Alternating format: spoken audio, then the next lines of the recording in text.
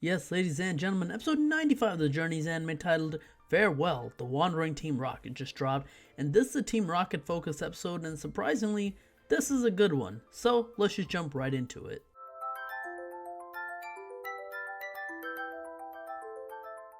We get a cold open for this episode, which doesn't happen often, but the cold open shows Jessie and Wobbuffet wandering across the desert, fainting as they're tired. We go back and we see that Team Rocket are working in a factory for their funds, and after a day's work, they come across Ash's Pikachu. They try to capture it, but get thwarted when the Pokemon they get from the prize master is a Slacking and a Slackoth. The two Pokemon are too lazy to fight and return to Team Rocket's Pokeball before they're sent blasting off by our heroes. During this little scuffle, I caught an animation error. Team Rocket's Pokemon return to their ball in the scene, however, in the scene right after, during the animation of the Lucario and Cinderace attacking, you can actually still see the Pokemon in the background. I'm surprised no one caught that in editing, or maybe they did and they just didn't have time to change it. Regardless, after they land from being blasted off, they bring up how they got screwed by the prize master here. The Pelipper tells Meowth that it's based on luck, but Team Rocket are not satisfied with that, so they begin to follow Pelipper as it's flying away to see who puts the Pokeballs in. While in the air, they discuss how they're sick of doing missions, lectures, and writing apologies, and how it's relaxing to be in the air.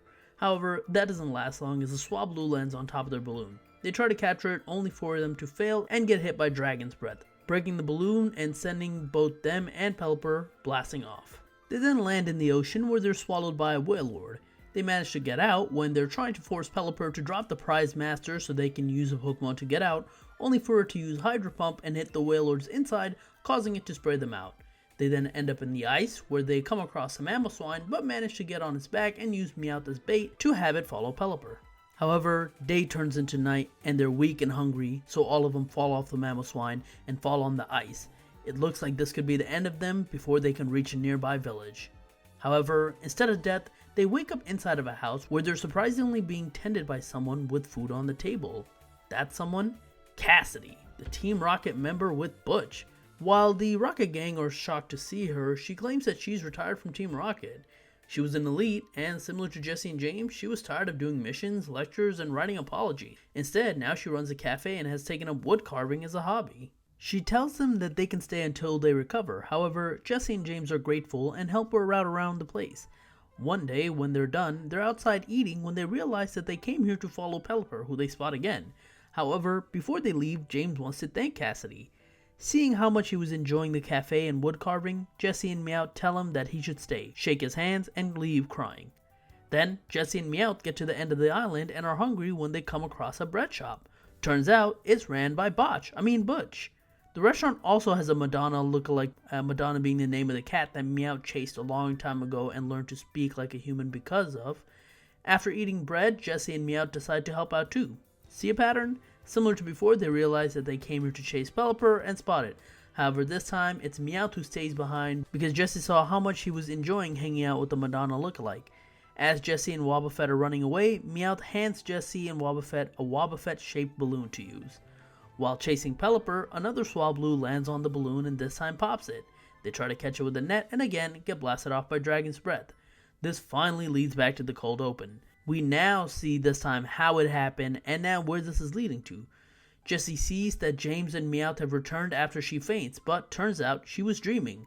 She's going to keep pushing and not die in the desert, but then all of a sudden, a trapinch causes sand to turn into quicksand and has Jessie and Wobbuffet slowly sink in. However, this time, James and Meowth do actually return for real. James got kicked out because his Morpeko started eating all the food in the cafe, and Meowth left when he found out that the Madonna lookalike had a Persian as a friend. If you don't remember, Meowth really doesn't like Persians. A funny bit of interaction here where they're telling their stories while Jessie is falling and she's pissed. Then, both James and Meowth also manage to fall in the quicksand. Pelipper's the only one up, and it looks like Pelipper won't help them since it's holding the prize master in its mouth. However, ultimately, it spits out the prize master and saves Team Rocket before leaving. While in the middle of the desert, they come across Ash and Go before Jessie gets an idea. She has them say the trigger phrase to do their motto and then talk about catching Pikachu before getting thunderbolted by them. They're happy when they're blasted off because they know they'll land somewhere near home. And they're right because they get blasted off right back to the factory where the episode started. And that's the end of the episode. This episode is great. The story is very circular in nature and I actually love that. We don't see that type of storytelling much in this anime, so it's good to see.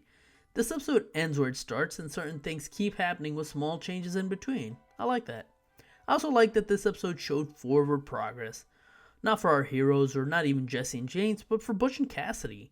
They retired from Team Rocket, and I was fully prepared to see them return back to villainy and reset the status quo, but no, they're actually legitimately retired. It's rare to see things like that, especially in a long-running anime series, but Journeys has done it twice now, the first one being the birth of Lei. I kinda wish more stories did this. The only question I have is about the Prize Master itself. Is this it for the Prize Master? Did they realize it wasn't contributing much to the story and hurting Team Rocket's development? Or was that just done to show that Pelipper cares about Team Rocket? Jury's still out on that, but if it's the former, I'll be happy. One of my earliest videos on Journeys was talking about the Prize Master and how I thought it was hurting Team Rocket as characters. I guess we'll just have to see, although I have a feeling that they didn't get rid of the Prize Master because the implication of all those Pokemon being sucked into a sand pit and then never returning is kinda grisly. But other than that, this episode was pretty great. It was funny, it was heartfelt, it even saw the return of two characters and showed their progression, as well as the return of the Team Rocket song. Overall, this is an Ultra Ball episode. If you haven't already, check it out.